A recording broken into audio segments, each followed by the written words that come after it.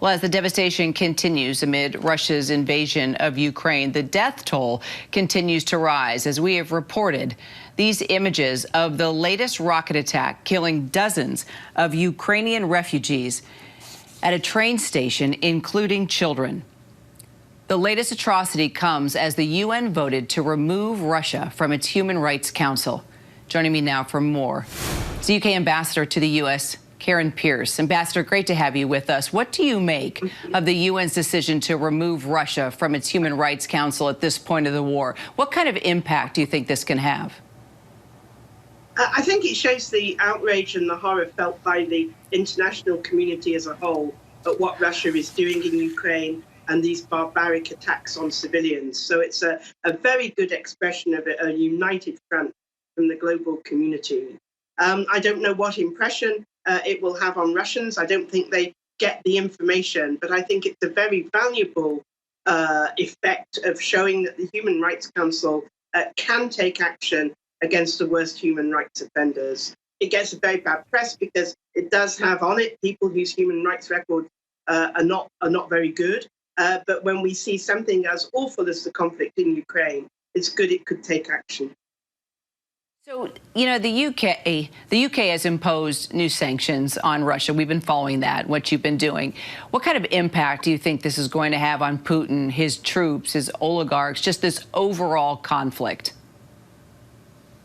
Well, I think Putin set out to recreate the Russian Empire with this invasion of Ukraine.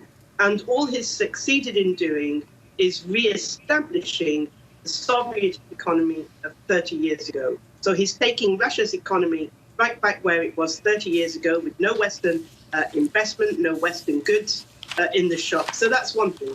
It brings it home to the Russian people. I think the second thing is that it really does degrade his ability to wage war. He has difficulty buying weapons to resupply those that he's used. He has difficulty with semiconductors, difficulty getting tech. That's all helpful. It all slows down what the Russians can do in Ukraine. And then thirdly, I'd say it really punishes the people, the oligarchs who are closest to Putin, who provide the funds so that he can wage this war. And finally, while I have you, update us on your humanitarian efforts right now. What can you tell us about the United Kingdom's role in helping refugees at this point and the aid needed in Ukraine and Poland?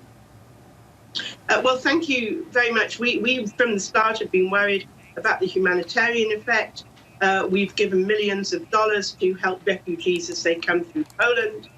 We're also very interested in helping with the humanitarian corridors, getting medical and other supplies in.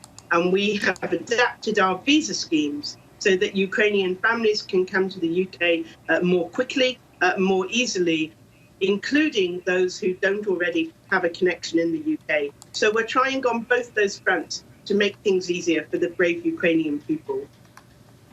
UK Ambassador to the U.S., Karen Pierce, thanks so much for your time. Thank you. Hi, everyone. George Stephanopoulos here. Thanks for checking out the ABC News YouTube channel. If you'd like to get more videos, show highlights, and watch live event coverage, click on the right over here to subscribe to our channel. And don't forget to download the ABC News app for breaking news alerts. Thanks for watching.